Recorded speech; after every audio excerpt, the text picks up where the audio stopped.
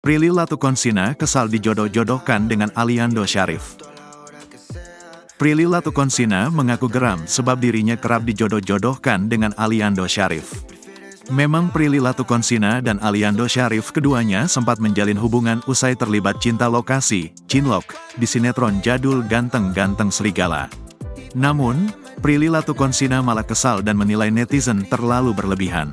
Melansir dari laman salah satu akun gosip pada Senin, tanggal 13 Mei tahun 2024, nampak tangkapan layar memperlihatkan komentar Prilly yang kesal dijodohkan dengan Aliando. Prilly memberi jawaban menohok kepada netizen tersebut di kolom komentarnya sendiri.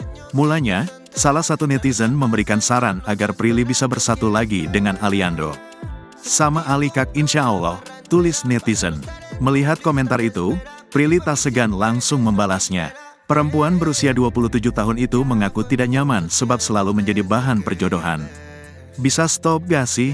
Kayak maksain kehendak. Lama-lama risih juga setiap konten ada aja komennya.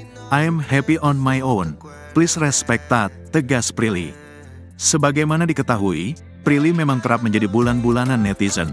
Sebab, di usianya yang menginjak kepala dua tersebut, ia tak kunjung memiliki pasangan. Bagi Prilly hal tersebut tak ada masalah selagi dirinya bahagia menjalani karir dan kehidupannya saat ini. Apalagi, Prilly juga disibukkan dengan meraih mimpinya di dunia film layar lebar.